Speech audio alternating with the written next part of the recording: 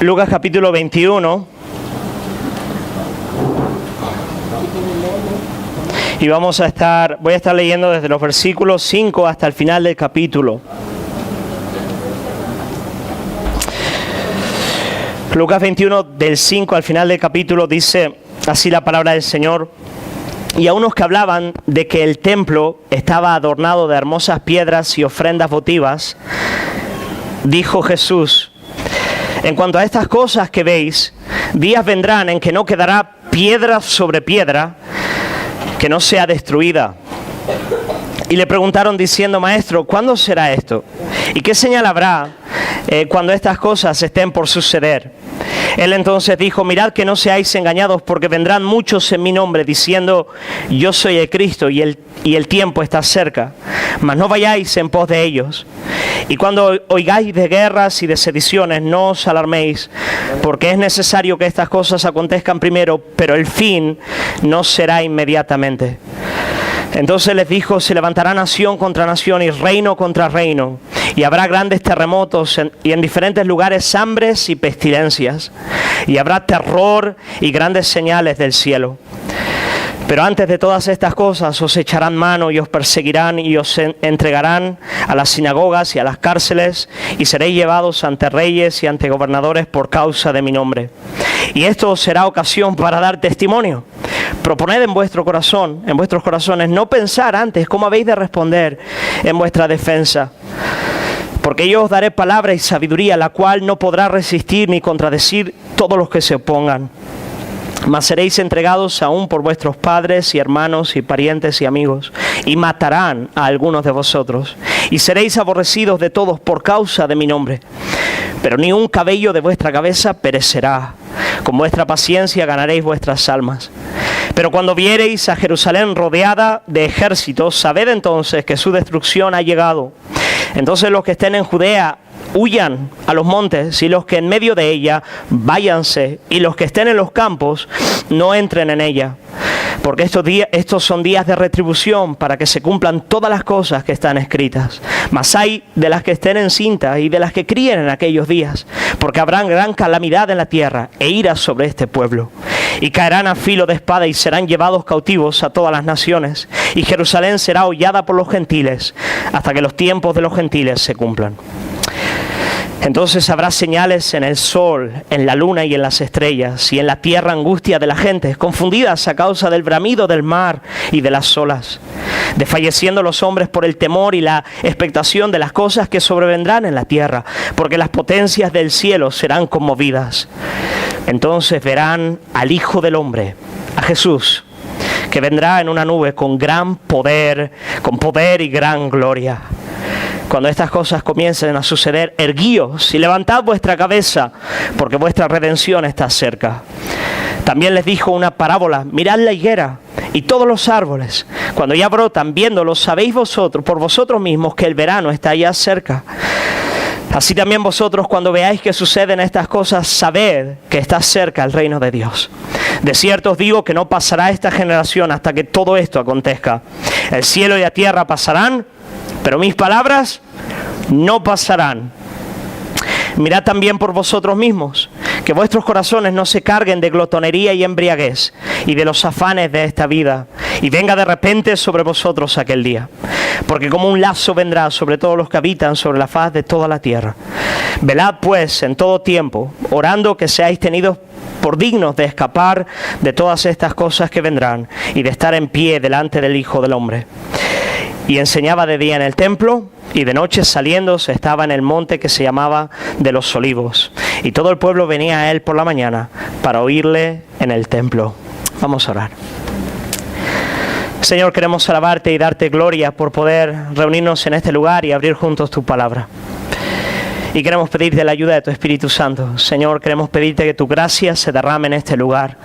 Dios mío, y que en la medida en la que tu palabra, que es el instrumento por el cual tú traes vida al alma, Señor, que mientras ella es predicada en este lugar, tú tengas en bien enviar tu Santo Espíritu y hacer esa obra que solamente tú puedes hacer en nuestros corazones, Señor.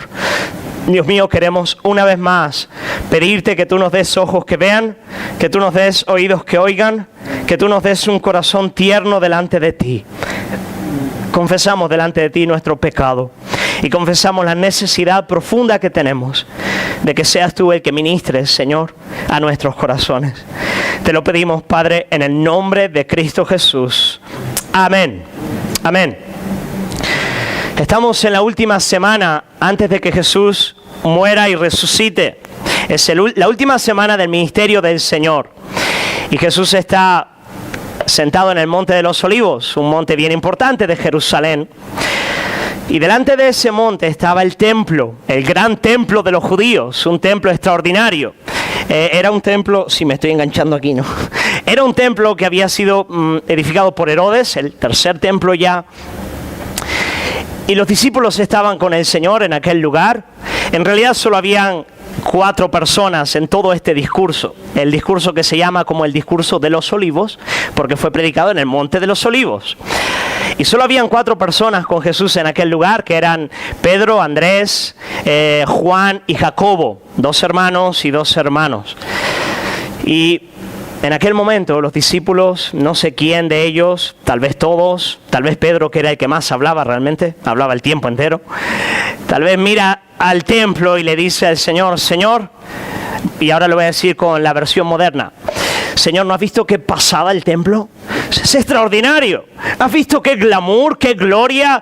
¿Has visto tú sus piedras, sus adornos? Como hoy en día, ¿no? Cuando pasas delante de una catedral y una persona te dice, ¿has visto qué extraordinaria es esta catedral? ¿Has visto qué grande, qué lujosa, cuántas cosas tiene? Y yo no sé qué podrían imaginar como respuesta del Señor a eso, pero me puedo imaginar que tal vez ellos pensaban que el Señor les iba a decir, pues sí, increíble, la gloria de los judíos, la honra de nuestro pueblo y de nuestra riquísima religión. Pero lo que estoy seguro es que ellos jamás podían haberse imaginado lo que iba a salir de la boca de Jesús cuando el Señor escucha esos elogios en cuanto al gran edificio del templo en Jerusalén. Lo cierto es que el Señor mira a ese gran templo y lo que le dice a los discípulos es lo que leemos en el versículo 6. Cuando les dice, en cuanto a estas cosas que veis, les dice, días vendrán en que no quedará piedra sobre piedra que no sea destruida. ¡Oh! Madre mía. Sabéis, yo no sé qué puede haber pasado en ese momento por la cabeza de los discípulos, pero jamás podían haberse imaginado que Jesús iba a responder de esa manera. El templo era la gloria de Israel, el templo era la gloria de su religión. Pero sabéis, a Dios no le importan los templos hechos con las manos del hombre. A Dios no le interesa la liturgia, no le interesa el ritualismo, no le interesan los sacrificios, no le interesa el dinero que tú le puedas dar, no le interesan las buenas obras que tú puedas hacer delante de Él. A Dios no le asombran los grandes templos, a Dios le interesa el corazón. Dios le interesa la santidad del corazón y eso es lo que Jesús el tiempo entero está enseñando. La religión, la religiosidad, ella se jacta y se enorgullece de sus buenas obras. Ella se enorgullece de sus grandes templos, de sus grandes monumentos hechos para Dios. Pero Dios le dice al hombre, en la persona de Jesucristo, a mí lo único que me interesa es tu corazón. ¿Has visto esas piedras que están ahí? Llegará un día, fíjate qué fuerte es lo que el Señor le dice, llegará un día donde no quedará piedra sobre piedra. Porque al final del día, y todos lo sabemos, un templo no es más que piedras. Pero el corazón es eterno, el corazón es el verdadero templo en el que Dios quiere habitar. Ahora, para los judíos decirle que el templo iba a ser destruido era realmente decirles que el fin del mundo que ellos habían conocido hasta ese momento había llegado. El templo para un judío era un lugar muy importante, no era solamente el centro religioso de la nación, también era el centro político de la nación, era el centro social de la nación. Un judío era incapaz de pensar en su vida aparte del templo. Y si no había templo, lo primero que el judío tenía que hacer para tener una estructura social en su cabeza era edificar el templo.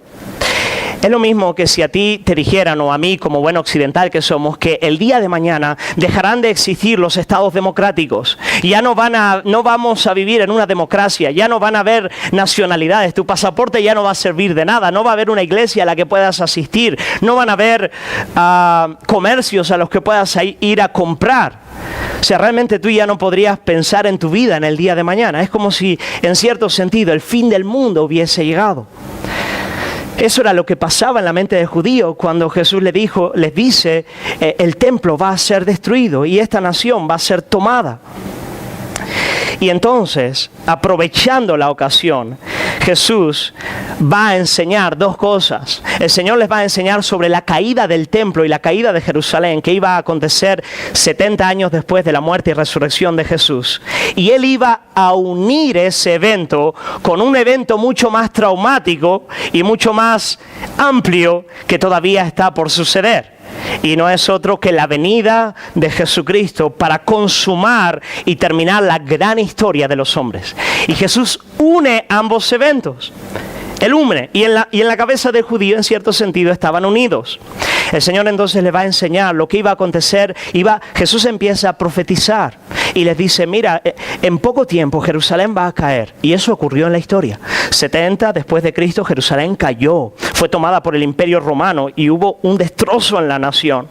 Pero al mismo tiempo Jesús une ese evento y les dice al pueblo de Israel, mira, ese evento es solamente una sombra, una imagen, una parábola de un evento mucho mayor que todavía está por ocurrir cuando el Hijo del Hombre regrese, cuando Jesucristo mismo venga de los cielos para cumplir su voluntad. Y esa es toda la enseñanza de este capítulo. El Señor nos va a enseñar básicamente tres cosas. La primera de ellas, los que estáis tomando nota lo podéis hacer. El Señor nos va a decir cuáles son las características del tiempo que transcurre entre su primer venida y su segunda venida. Jesús nos va a decir cómo es el tiempo que nos ha tocado vivir, el tiempo que estamos viviendo nosotros en el día de hoy. Y Él lo describe con una exactitud asombrosa. En segundo lugar, Jesús nos va a enseñar qué es lo que iba a acontecer en la toma de Jerusalén y en la segunda venida. Ese evento, digamos así, apocalíptico que va a acontecer cuando el Señor venga. Y en tercer lugar, y nos interesa llegar a eso, cómo debemos vivir. ¿Cuál debe de ser nuestra respuesta en este tiempo que nos ha tocado vivir, considerando que el Señor va a volver? En primer lugar, entonces, el Señor nos va a decir las características del tiempo que nos toca vivir. El tiempo entre su primer venida y su segunda venida. Y Él nos va a decir las características en el mundo y las características en la iglesia. ¿Qué debemos de esperar en nuestro tiempo para el mundo en el que vivimos? ¿Qué debemos de esperar en nuestro tiempo para la iglesia a la que pertenecemos? Y en cuanto al mundo, el Señor nos dice varias cosas muy animadoras, la verdad. No quiero daros el día hoy, pero voy a predicar la Biblia, ¿vale? Y voy a decir la realidad. Y yo creo que la realidad, vosotros también la conocéis. Si veis la tele y las noticias, vais a ver que este es el mundo en el que vivimos. En primer lugar, el Señor nos va a decir que este va a ser un tiempo caracterizado por la guerra, por los conflictos bélicos. Lo encontramos en los versículos 9 y 10, cuando el Señor dice, y cuando oigáis de guerras y de sediciones, no os alarméis. Eso es lo que va a pasar. Dice, porque es necesario que estas cosas acontezcan primero, pero el fin no será inmediatamente. Entonces les dijo, se levantarán nación contra nación y reino contra reino. La historia del hombre es una historia marcada por la sangre de hombres, mujeres y niños que caen en la guerra. Nunca se ha derramado tanta sangre como en el siglo XX. Ha sido el siglo más sangriento de la historia. Pero aunque parezca difícil de superar, parece que en el 21 vamos por buen camino. Empezamos con guerras por todas partes. Por Siria, por Irak, por Afganistán, Europa. En Europa gritan aquellos que están huyendo de la guerra. Esa es la realidad de hoy. Eso es lo que está ahí. Miles golpeando las puertas de una Europa que tampoco es tan segura como parece, intentando huir de una realidad de guerra como la que hay en Somalia o la que hay en Nigeria o la que se huele en Corea del Norte. El Señor dijo, este va a ser un tiempo de guerras, de conflictos bélicos. Parece que los seres humanos no logramos vivir más de 50, 60 años sin un conflicto catastrófico. Pues vamos por la fecha. Jesús dijo, nación contra nación, reino contra reino. Hay guerras que son el reflejo de guerras mucho más internas, guerras familiares, de un esposo contra la esposa, de los padres contra los hijos, de los hijos contra los padres, de una guerra que reside en el corazón del hombre en contra del Dios que le creó.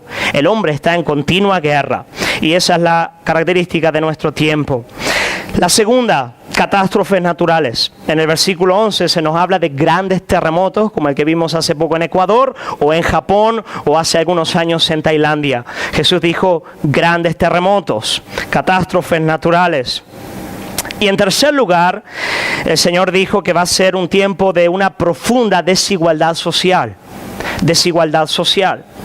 En el versículo 11, en la segunda mitad, se nos habla de hambres y pestilencias. Pero es interesante porque se nos dice que habrán hambres y pestilencias en distintos lugares, o sea, localizadas. Lugares donde eso va a ser muy agudo, como en el día de hoy en África del Norte, ¿no es verdad? Donde cientos de miles mueren porque no tienen agua potable en sus casas. ¿Tú sabías, amigo, que si tienes agua potable y tienes luz para encender en tu casa, eres riquísimo? Porque 95% del planeta en el que vives no tiene ni siquiera eso. Si tú tienes €1 por día en tu bolsillo para gastar, tienes más que el 90% del planeta. Nosotros vivimos en una realidad, en una burbuja, pero hay desigualdad social profunda en el mundo en el que vivimos y el Señor ya nos dijo que iba a ser de esa manera. Conflictos bélicos, catástrofes naturales, desigualdad social. Esa iba a ser la característica del mundo en el que estamos y lo es, y lo es. El que tenga ojos para ver, que vea. Pero, ¿qué debíamos de esperar en cuanto a la iglesia? Pues en la iglesia también el Señor nos dice algunas cosas. En primer lugar, Él nos dice que iba a ser un tiempo de apostasía.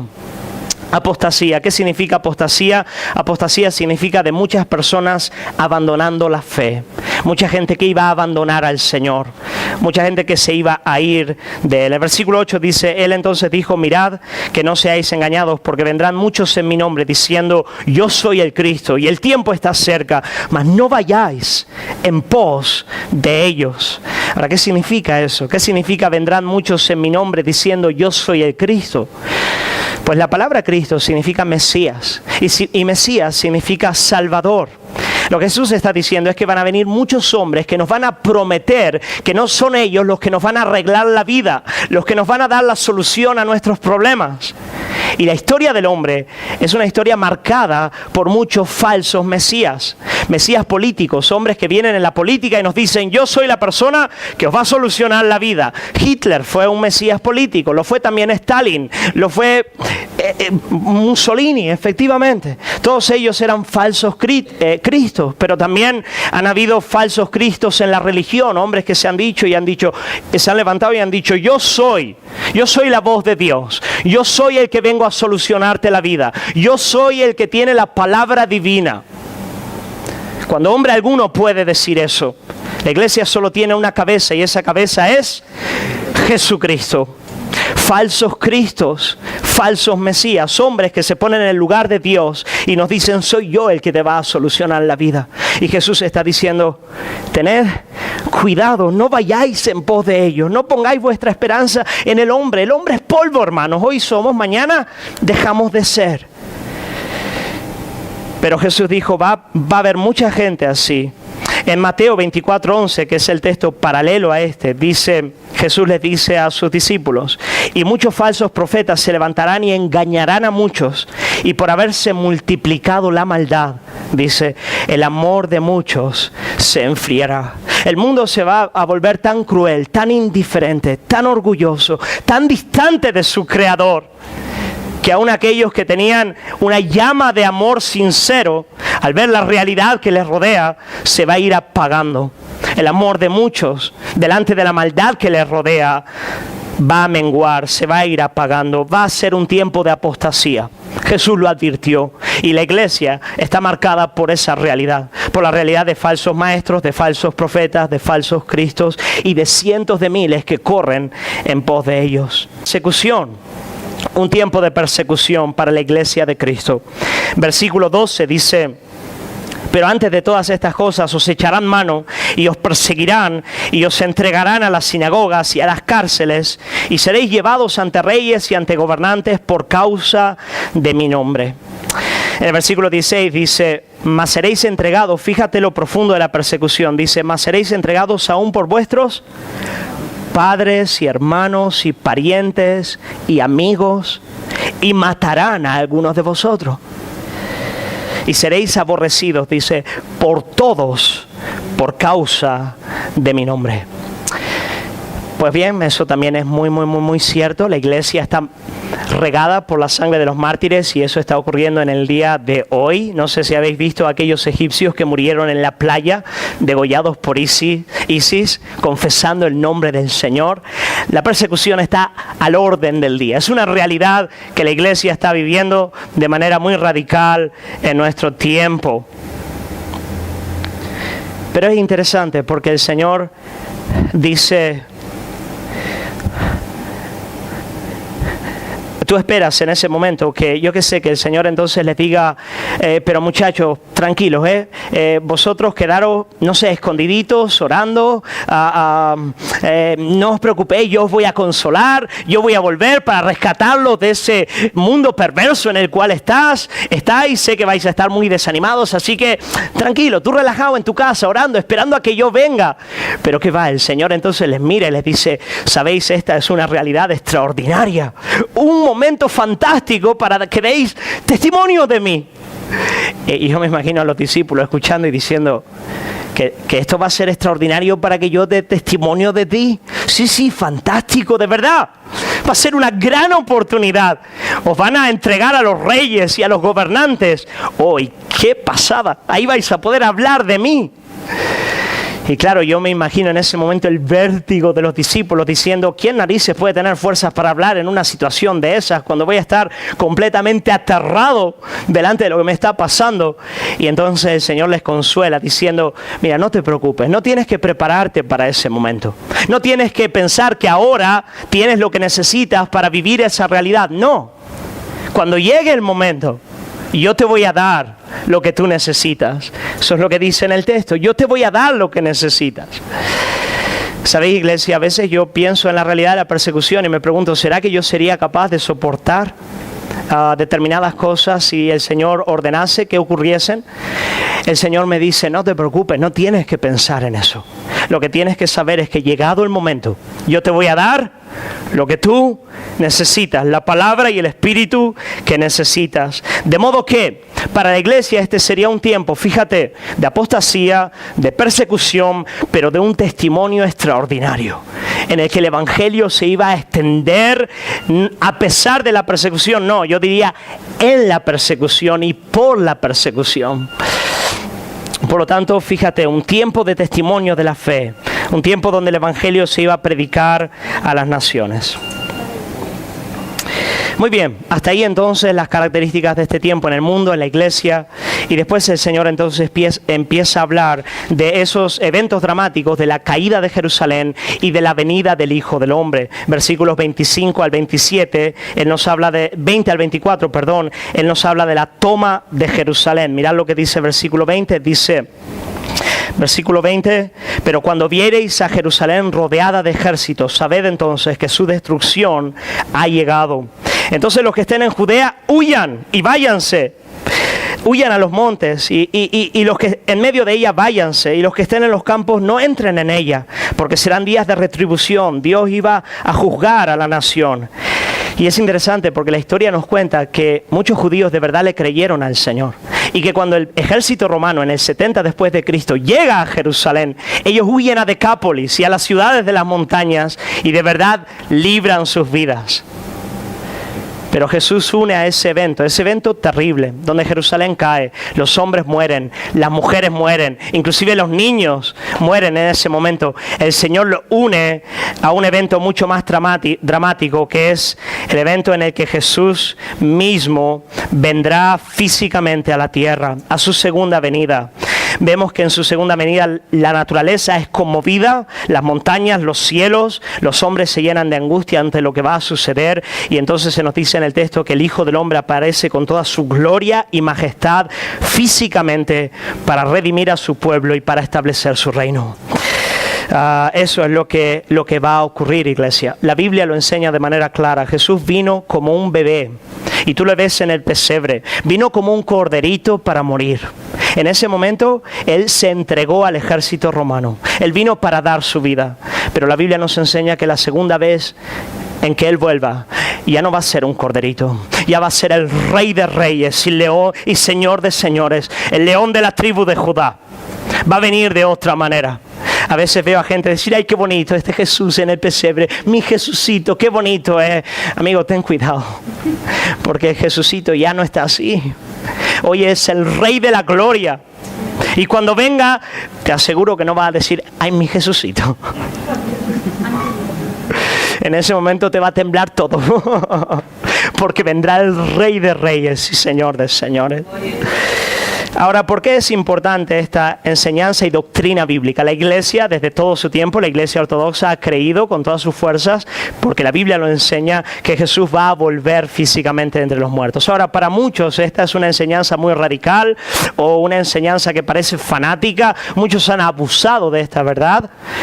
Pero hermanos, esta es una verdad clave en las Escrituras, clave, importantísima, porque ella nos enseña por lo menos dos cosas muy importantes en cuanto a todo hombre y a toda la historia de la humanidad. La primera de ellas es que un día todo hombre tendrá que rendir cuentas delante de Dios. Dios vendrá a ejecutar justicia. Justicia. Un día llega el juez para cerrar la historia. Hermanos, un día la sangre de aquellos que murieron en el holocausto tendrá justicia. Un día todos aquellos niños que están padeciendo por la maldad de perversos tendrán justicia. Un día aquellos padres que abandonaron a sus esposas y abandonaron a sus hijos para irse por ahí tendrán que rendir cuentas. Un día cada mentira, cada fornicación, cada perversidad del alma tendrá que rendir cuentas delante del juez. Eso es lo que la Biblia nos enseña de manera clara. Y amigo, yo quiero decirte hoy, en esta mañana, que tú debes de aprender y saber que un día estarás delante del juez de toda la tierra. Y en ese día no va a estar ni tu esposa, ni tu esposo, ni tus hijos, ni el político para que le eches la culpa y diga fue la corrupción. No, en ese día estarás tú delante de Dios, del Dios santo y todopoderoso, de aquel a quien le debes todas las cosas y delante del cual vives todos los días. Stalin, después de matar a millones, a cientos de miles de personas de manera perversa, murió levantando su puño en contra del cielo y pensando que jamás nadie le llamaría a rendir cuentas. Pero cuando lees en el Evangelio de Juan a Jesús diciendo: pero en aquel día oirán la voz del Hijo del Hombre, y unos resucitarán para muerte eterna y otros resucitarán para vida eterna. Todavía va a haber una voz que le llamará de entre los muertos. Bien le gustaría a ese hombre que no hubiese esa voz y que la muerte fuese el fin. Pero un día todavía habrá una voz que nos levantará y nos pedirá que rindamos cuentas delante de Él. Y tú dices: Pedro, ¿eso son buenas noticias? Digo, no es que me aliente demasiado saber que es así. Bueno, en primer lugar, me da igual si te alienta o no, la realidad es así. Hace poco escuché el testimonio de una persona, se llama Peter Hitchens, y es el hermano mayor de Christopher Hitchens. Christopher Hitchens es uno de los nuevos ateos, un hombre muy contrario al Señor. Y Peter Hitchens, él se convirtió hace poco a la fe, él volvió a la fe habiendo sido un ateo militante y radical. Y él dice que la manera en la que él se convirtió, lo que Dios usó en su vida fue un cuadro, yo no me acuerdo de quién era, del siglo XVI creo, en el cual hay una imagen de Dios del juicio de Dios y de los hombres delante de Él, y Él cuenta de cómo en ese momento Él vio el cuadro y fue el Señor mismo que ministró a su corazón. Le dijo, un día tú estarás en ese lugar. Y hermanos, si tú eres alguien que reconoces tu pecado, que reconoces que tú no puedes estar delante de Dios sin ser juzgado y castigado por Él, yo quiero decirte, la única esperanza que tenemos es que aquel que está sentado en el trono para juzgar, el león, el juez, el Señor de toda la tierra, vino antes como un corderito para morir en la cruz. El juez es aquel que vino para morir y llevar la culpa de mi pecado. Y cuando tú le abrazas, cuando tú reconoces que tú eres pecador y que Jesús vino a derramar su sangre por tus pecados, porque tú no puedes hacer nada con ellos, no puedes limpiarte, no puedes sanarte, tú no eres una persona buena, yo no soy una persona buena, no hay nadie justo en esta tierra. Pero cuando tú reconoces eso, cuando tú dices no, yo no estoy apto para presentarme delante del juez de toda la tierra, y le reconoces que ese juez vino como un cordero a morir en tu lugar, a derramar su sangre, y tú le abrazas, ese día que sería un día de terror, y lo va a ser para mucha gente, va a ser un día de gran alegría, de gran gozo para ti. Y el mismo Cristo que será precioso para unos, será terrible para otros. Por eso yo quiero animarte en esta mañana a recibir y abrazar la obra de Cristo en tu corazón. Jesús va a venir a juzgar toda la tierra, y por eso esta doctrina es tan importante. Entender que Él va a volver nos enseña que la justicia va a ser cumplida, que la justicia finalmente será satisfecha en un mundo en el cual hay cientos de miles de injusticias y donde hay un profundo clamor en el corazón de todo hombre para que la justicia sea hecha. Pues la justicia va a ser hecha, Jesús va a volver y va a hacer justicia. Pero bendito sea el nombre del Señor. Jesús al venir no solo va a juzgar y va a hacer justicia. La Biblia nos enseña también que Él va a establecer su reino. Él va a establecer su reino. En el versículo 31 se nos dice, así también vosotros sabed, cuando veáis que suceden estas cosas, sabed que está cerca el reino de Dios. Y tú dices, ¿qué significa eso? ¿Qué significa que Jesús va a venir para consumar su reino? En términos bíblicos, eso significa que un día el Señor va a redimir esta tierra, va a sanarla, va a quitar todo lo roto, va a quitar toda lágrima, va a quitar toda muerte, va a quitar todo dolor, va a hacer nuevas todas las cosas. Esa es la esperanza cristiana. Un día el sol va a brillar como brillaba en Génesis 1 y 2. Un día el pecado va a ser quitado, no va a haber lágrimas, no va a haber llanto. El Señor va a restaurar todas las cosas, de manera que el león se va a sentar con el corderito y el lobo va a estar con el niño, paciendo a las ovejas. Es interesante cuando se nos dice sobre la venida del Hijo del Hombre en el texto, se nos dice que el Señor va a venir en una nube. Y claro, como buen niño que yo era, y yo, aprendí este texto de pequeño, y yo me imaginaba el Señor cabalgando encima de una nube, ¿no? Era mi idea, ¿no? El Señor va a venir, pues, una nube ahí, estilo caballo, y el Señor encima de la nube, ¿no? Y esa era mi idea, y yo pensaba, pues interesante, ¿no? No sé por qué la Biblia lo dice, ¿no? Sí, pero bueno, guay, en una nube, ¿no? En una nube, ¿no? Pero bueno, uno crece y aprende un poco más de la Biblia, ¿no? Y igual tengo esa imagen, o sea, tal vez el Señor venga así, pero no lo sé. De todos modos, creo que no es eso lo que se nos quiere decir. La nube en la Biblia tiene un símbolo muy fuerte, muy significativo. En el Antiguo Testamento había una nube muy particular que seguía al pueblo de Israel y que representaba la presencia de Dios con su pueblo. Era una nube que tenía un nombre muy especial. ¿Sabéis el nombre? La Shekinah. La Shekinah, efectivamente, la gloria de Dios. La nube representaba la gloria de Dios. Tanto es así que aquí cuando se nos dice que Jesús va a venir en una nube, se nos dice, vendrá en una nube con gran poder y gloria. La nube representa la gloria de Dios, representa su presencia, su favor, su bondad, su sonrisa sobre su pueblo.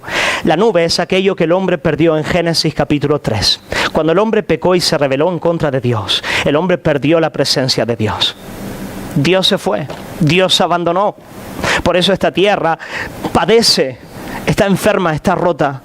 Pero la Biblia nos enseña que cuando el Señor venga, Él va a restaurar lo que se había perdido. Él va a venir a arreglar todo lo que se ha roto. Por eso esta es una buena noticia. La venida del Señor es una buena noticia. Muy bien. Pues nada, llegamos al punto en el que queremos preguntarnos entonces cómo tenemos que vivir este tiempo, entendiendo las características de este tiempo, entendiendo lo que va a ocurrir cuando el Señor venga. Él va a juzgar, va a restaurar todas las cosas. Pues bien, ¿cómo tengo que vivir? Y es interesante porque con una mente muy humana, cuando yo leía el texto, pues lo primero que me venía era, pues nada, si voy a vivir en un tiempo de conflictos bélicos, un tiempo de apostasía, un tiempo de terremotos, de desigualdad social, un tiempo de persecución, pues no parece un tiempo muy bonito para vivir, ¿no es verdad? ¿Cómo deberíamos vivir? El Señor en una parábola nos cuenta cómo debemos de vivir. Cuando Él dice en los versículos 29, también les dijo una parábola. Mirad la higuera y todos los árboles, cuando ya brotan, viéndolo, sabéis por vosotros mismos que el verano ya está cerca. Así también vosotros, cuando veáis que suceden estas cosas, sabed que está cerca el reino de Dios. Y luego Él les dice, ay, me he perdido. Cuando dice, alzad vuestras cabezas, ¿no? Lo he pasado ya, ¿no? No, es que eso no lo dice en Mateo. Espérate, a ver si lo encuentro. Sí, no, versículo 28, ¿no es verdad? Dice, cuando estas cosas comiencen a suceder, conflictos bélicos, persecución, etcétera, ¿tú qué piensas? Pues yo qué sé, métete en una cueva, échate a llorar, desespera, entra en pánico. No, el Señor dice a su iglesia, alzad vuestra cabeza. Sentiros orgullosos, estad contentos, tened esperanza, valentía y ánimo. Increíble, ¿no es verdad? En efecto, el Señor compara todo lo terrible de esta realidad con los brotes de una fruta, con algo bonito. Parece que Él les está diciendo, esa oscuridad, densa oscuridad, es el preludio de una gloria extraordinaria. Erguid vuestras cabezas, levantad vuestras cabezas. Eso es lo que Él les dice. Es como la mujer que va a dar a luz y tiene mucho dolor en ese momento, pero ¿qué es lo que la sostiene? ¿Qué es lo que la hace empujar? Mujeres de este lugar, decídmelo, ¿no? Yo no tengo mucha experiencia en el asunto, pero sabes que van a ser un niño, ¿no es verdad? Van a ser una niña, van a ser un hijo tuyo. Y entonces tú empujas porque sabes que hay algo bonito por delante, aunque el dolor sea agudo. No sé si os habéis dado cuenta, pero en la madrugada hay un momento de la noche cuando, poco antes de que salga el sol, donde hay un frío mayor. ¿Os habéis dado cuenta o no? La noche está fría, pero justo antes de que salga el sol, aprieta el frío. Y tú dices, bueno, pues el sol va a salir. El Señor dice, esa es vuestra perspectiva, este es un buen tiempo para vivir. Erguíos, levantad vuestra cabeza, porque vuestra redención está cerca. Predicador llamado Tim Keller, él dice, Jesús viene a instaurar la última primavera, el último verano, aquel verano ante el cual las más esplendorosas primaveras y veranos que se hayan visto jamás serán una pobre sombra. Jesús dice, yo vengo a traer el último brillar del sol después de siglos y siglos de invierno. Por eso Él dice, erguid, levantad vuestra cabeza. Pero ya terminando, Jesús nos dice, tenéis que vivir con valentía, con ánimo. El Señor viene a redimir, a restaurar. Pero en segundo lugar, Él nos dice, vivid con sobriedad y oración. Vivid de manera sobria. Sobria es atenta, astuta. Mirad lo que dice el versículo 34. Mirad también por vosotros mismos que vuestros corazones no se carguen de glotonería y embriaguez y de los afanes de esta vida, y venga de repente sobre vosotros aquel día como un lazo vendrá. Él le dice, mira, tened cuidado. No desesperéis, no os entreguéis al vino, no os entreguéis a la comida, no os entreguéis a vivir para el sexo, para otras cosas buenas, pero no os entreguéis para eso. Estad sobrios, viene algo mucho más glorioso. Velad, sed sobrios. Eso es lo que el Señor nos dice. Porque el Señor viene, porque el Señor viene. Aquel que espera la venida del Señor va a ser un activista, va a ser un hombre que vive para la gloria de Dios. La iglesia, ella, hermano, hermana, amigo, amiga, tienes que saber y tienes que esperar su venida con ánimo, contento de corazón. Si no hay en tu corazón este clamor, Maranata, ven Señor Jesús, es porque hay glotonería en tu alma. Él dice Maranata, Maranata, ven Señor Jesús. Él espera la venida del Hijo del Hombre. Él se duele por el pecado y Él quiere que el Rey venga a restaurar todo lo que se ha perdido, todo lo que se ha roto. Mira lo que dice, y con esto termino, un predicador llamado Cornelius Plantinga, sobre la importancia de querer y desear y esperar que el Señor regrese. Él dice, la segunda venida de Jesucristo es una buena noticia para gentes cuyas vidas están llenas de malas noticias.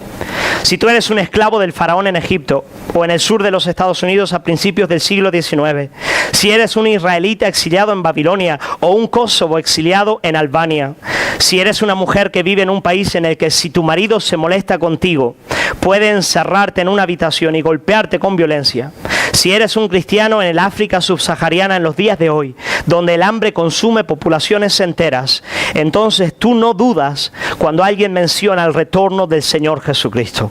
La persona que quiere justicia y redención quiere el reino de Dios, y la venida del reino depende de la venida del Rey, aquel que retornará con gran poder y gloria. La segunda venida de Jesucristo significa que la justicia finalmente llenará toda la tierra. Y los cristianos apasionados, a diferencia de los que no tienen pasión, quieren eso. Si tu vida es demasiado confortable, no vas a querer la segunda venida del Señor. Lo que debes hacer entonces es mirar alrededor del mundo para ver una realidad muy distinta a la tuya.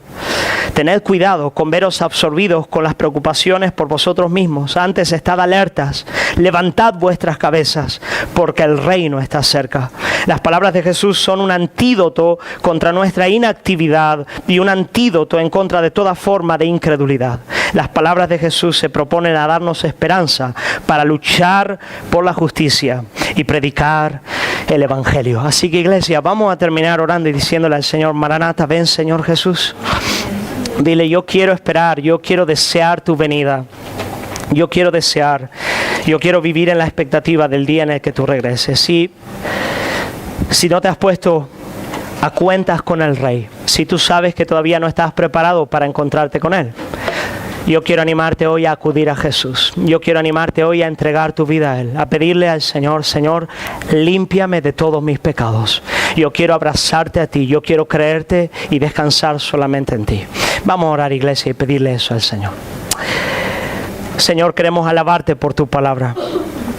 Queremos agradecerte por la esperanza que hay en ella, Señor, en un mundo muerto, en un mundo de dolor, de angustia y de desespero. Señor, tú vienes con una esperanza de gloria, con una esperanza de justicia y de redención. Y yo quiero rogarte, Señor, que tú nos ayudes como iglesia a poder tener, no solamente saber doctrinalmente estas verdades, pero a tener un clamor en nuestro corazón, que es ese clamor que dice Maranata, Maranata, ven Señor Jesús. Señor, si hay glotonería, Señor, en nuestros corazones, Señor, y ciertamente la hay, queremos pedirte perdón. Queremos pedirte, Señor, que tú nos des la gracia, Padre, de alzar nuestros ojos para ponerlos en ti y esperar en ti, Señor. Y Dios mío, de una manera muy especial, yo quiero orar para aquellos en este lugar que todavía no estén preparados para encontrarse contigo. Señor, que todavía estén cargando sobre sus hombros sus propios pecados. Yo quiero pedirte, Señor, que en este día tú les des el arrepentirse, el saber que un día tendrán que rendir cuentas delante del juez, pero al mismo tiempo ver que ese juez vino para morir en la cruz, vino para morir y llevar sobre sus hombros nuestros pecados, Señor, y puedan tener una experiencia genuina y profunda contigo. Señor, gracias por tu iglesia, gracias por este tiempo juntos. Oramos en el nombre de Jesús. Amén. Amén, iglesia. Gloria al Señor.